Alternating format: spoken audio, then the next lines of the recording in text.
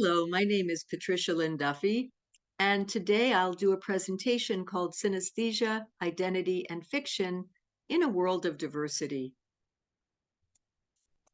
The American writer Thomas Wolfe once said, "The beauty of the world lies in the diversity of its people." More and more, as the world comes closer together through migration and digital media, the more we encounter the beauties of diversity. Marginalized communities, or those that have been virtually invisible to many, come into view, establish a presence, and join in the conversations of the world. As we have learned and continue to learn to value the cultural and ethnic diversity in our midst, we are now learning to value another aspect of our human diversity, our neural diversity, including those like myself who are hosts to neurological or constitutional synesthesia. Certain aspects of human diversity have been under-recognized or misunderstood. Groups that exhibit these traits have often felt socially marginalized or even socially invisible, and often cannot find their reflections in society's institutions or even in the grand social mirror of art. To better understand their forms of perception, synesthetes and other neurodivergent people often search for formal definitions of their conditions.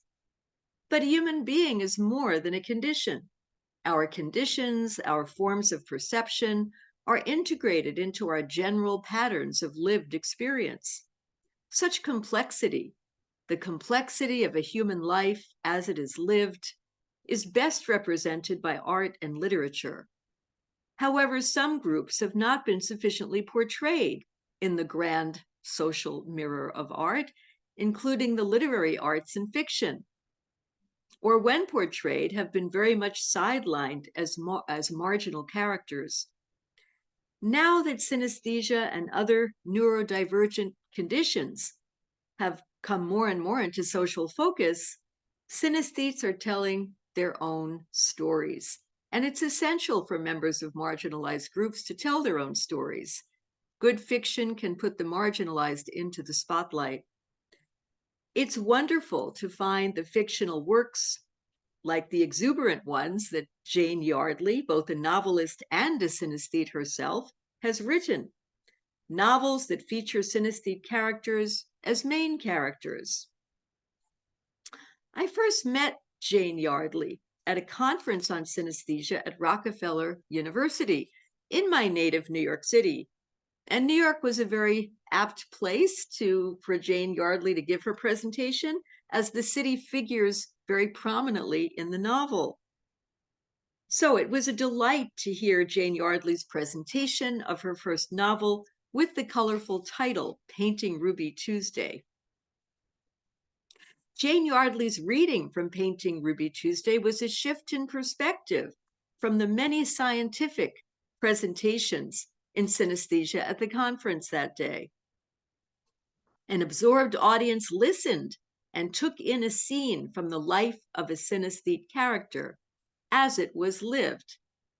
Here in this scene from Painting Ruby Tuesday, we see the exhilaration of the main characters, Annie Craddock and Mrs. Clitheroe, as they explore their synesthetic music color perceptions and collaborate on a musical piece, until dull convention interferes. "What colors do you hear there?" Mrs. Clitheroe called to me across the music. "It sounds green to me," I said. "Okay, let's see if I can modulate it to bring you some others." Her Broadway boogie-woogie slid bluely into the relative minor key. "Now?" she asked. "Bluer," I laughed back at her. "It's going blue." "Magic," cried Mrs. Clitheroe, her hands dancing on the keyboard. Until everyday convention interferes. "Knock, knock," said a man's voice. "Are we interrupting something?" It was Doris and Horace Frobisher from Sunday school. I wanted to holler at them. I wanted to scream, "Get out, leave us alone."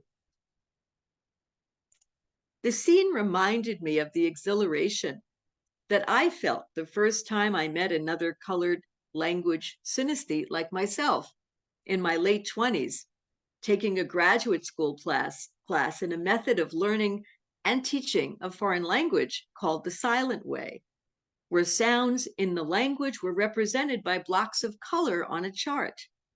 My new synesthete classmate Anne and I had difficulty learning the silent way sound color correspondence because the colors differed from our own synesthetic colors for those sounds. Although it was a frustrating lesson for us, it was a delight to, at long last and for the first time, meet another person who understood what I was talking about when I described my synesthetic perceptions. My new friend and I did a lot of comparing of our colored words, colored letters, and numbers over lunch that day, and it was exhilarating to share our perceptions. Such occasions can turn feelings of isolation into intimacy. They validate our experience. The scene in painting Ruby Tuesday took me back to that moment. Reading fiction can be an occasion to better understand and reflect on our experience, or to better understand and reflect on that of others who are less like us. So the role of fiction is twofold. Good fiction is a mirror reflecting aspects of who we are, and good fiction is a window into the lives of others who are less like us. Within the intimate pages of a novel, readers can explore the experience of being alive with characters who are both like and less like themselves. Readers can discover longings, fears, joys they may have previously thought only they knew, and find that these lone experiences are known on the human scene, part of the recognized terrain of human experience. As the writer F. Scott Fitzgerald once wrote, that is part of the beauty of all literature. You discover that your longings are universal longings, that you're not lonely and isolated from anyone. You belong. The unique sense of empathy we readers can feel allows us to enter the world of a main character, a new world, or a familiar world that becomes new because we learn it has been experienced by others as well. There have been a number of studies on the connection between reading and empathy and ways in which reading fiction can help to promote empathy toward others, such as those by Keith Oatley and his team at the University of Toronto. And here is a quote from Keith Oatley. Reading fiction enables you to sample a much wider range of possible people and come to understand something about the differences among them. Also from a writer, Marjorie Blackman, reading is an exercise in empathy, an exercise in walking in someone else's shoes for a while. With the Renaissance in synesthesia research in the last several decades, Jane Yardley was one of the very early fiction writers to see the literary possibilities in composing stories with synesthete characters. As a synesthete herself, Jane Yardley was able to write authentically and empathically of the synesthetic experience. The art of fiction, well executed, as Jane Yardley's certainly is, provides a way for readers to better know synesthetes and for synesthetes to better know themselves. And by the way, here we have various incarnations of the cover of Painting Ruby Tuesday. Jane Yardley's novel ushered in a spate of novels with synesthete characters by a variety of authors. I made a study of these works in a chapter called Synesthesia and Literature, which I contributed to the Oxford Handbook of Synesthesia. I found that portrayals of synesthete characters generally fall into one of these four categories. And so we see some shifting identities in the ways that synesthetes are perceived and depicted. Synesthesia as romantic ideal, synesthesia as pathology, synesthesia as romantic pathology, synesthesia as accepted anomaly. So right now, I'm going to just give you an example and a little taste of each type of novel. So in the category of synesthesia as romantic ideal, we have a kind of very romantic view of this synesthetic experience. And we can see this represented in an earlier novel by a synesthete author as well, the great fiction writer Vladimir Nabokov. And he wrote a wonderful novel called The Gift. The main character is Fyodor, a synesthete poet who has a very special aesthetic relationship to language. If I had some paints handy, I would mix burnt sienna and sepia for you as to match the color of a CH sound.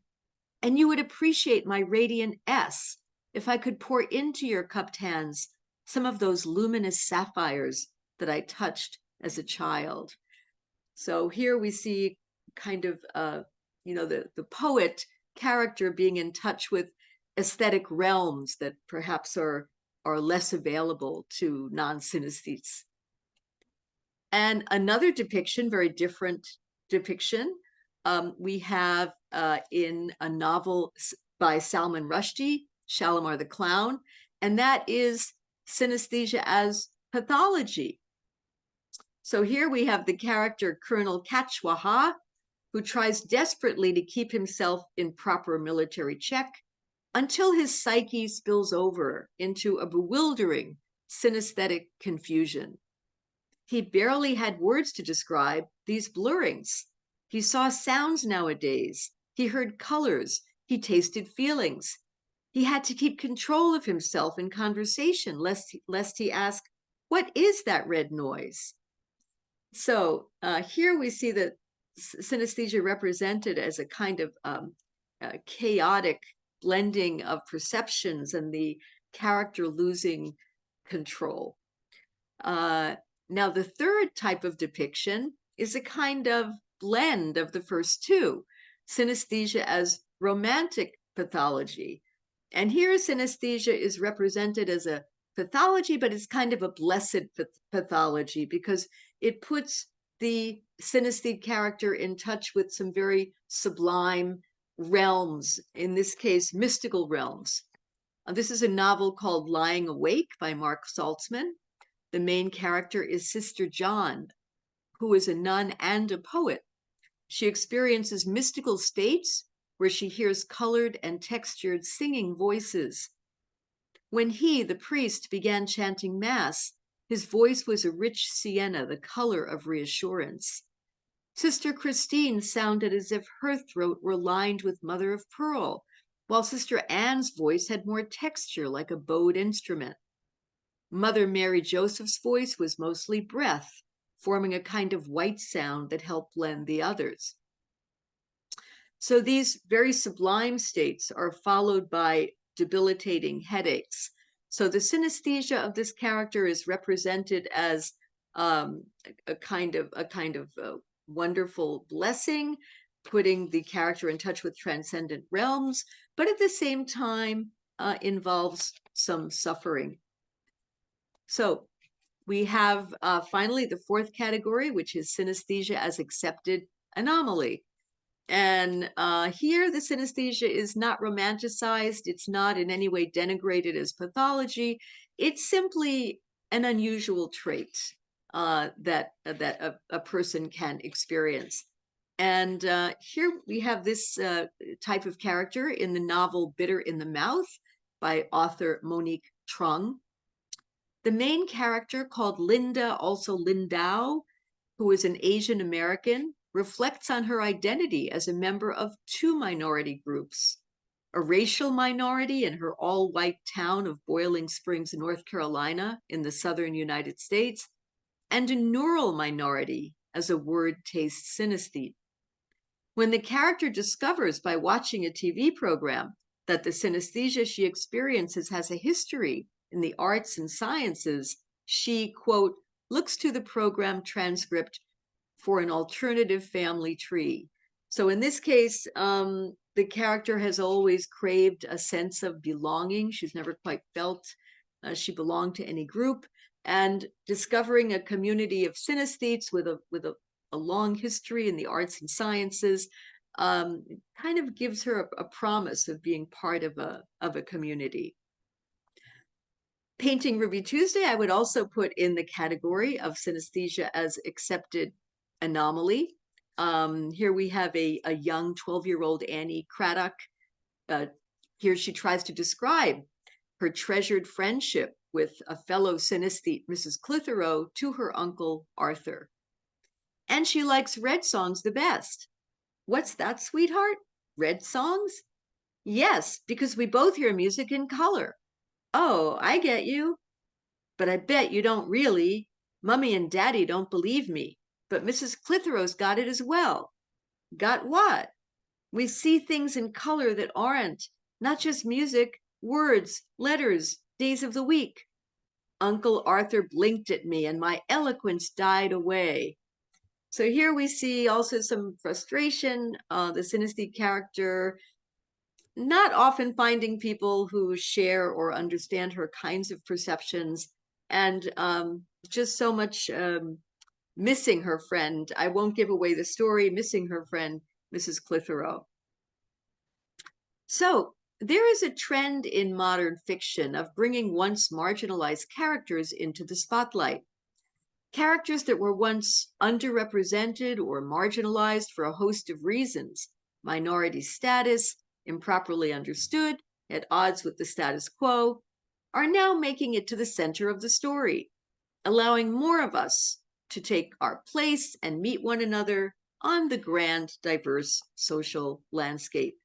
So to conclude, we'll have a quote from the writer Jacqueline Woodson, who said, "Diversity is about all of us and about us having to figure out how to walk through this world together.